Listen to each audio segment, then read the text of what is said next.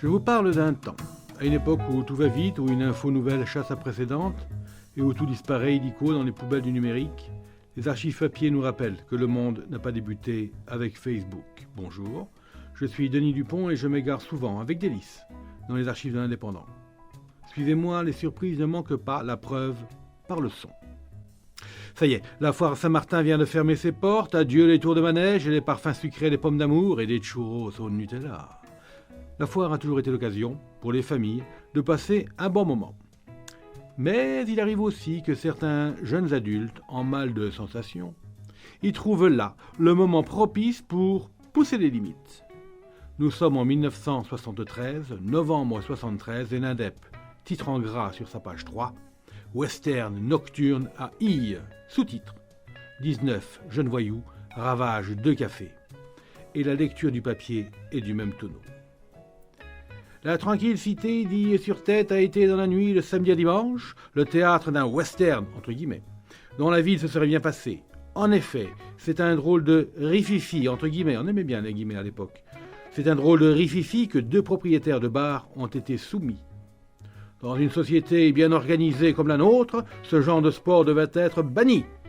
Car à Ille-sur-Tête, dimanche, vers 1h du matin, certains ont dû croire que l'époque d'Attila et des Huns n'était pas tout à fait révolue.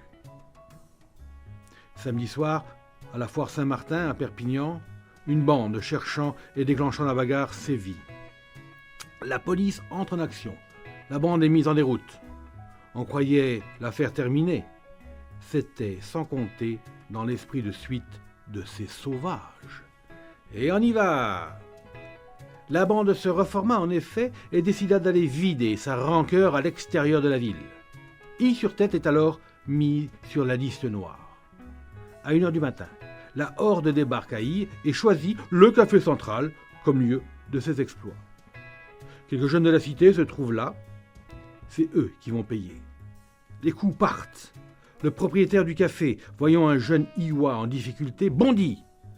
Avec des chaises, on tente de l'assommer.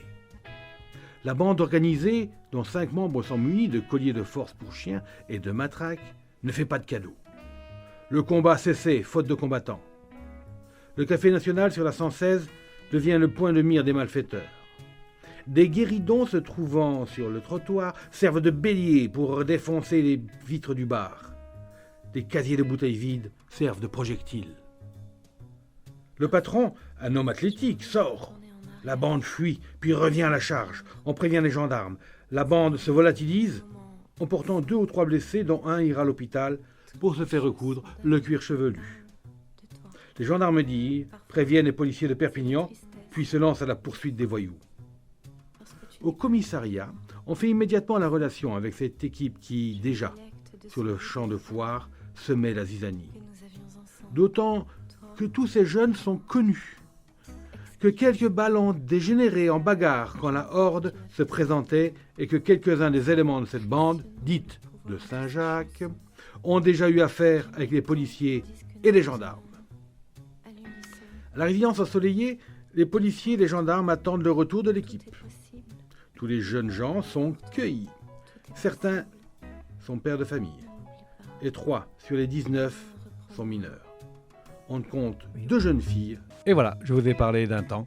C'était un podcast produit par l'Indépendant et nous nous retrouverons bientôt dans ces archives intéressantes. J'ai envie de la tristesse, l'effroi, parce que tu n'es plus près de moi. Parfois, je me délecte de ce goût délicat que nous avions ensemble, toi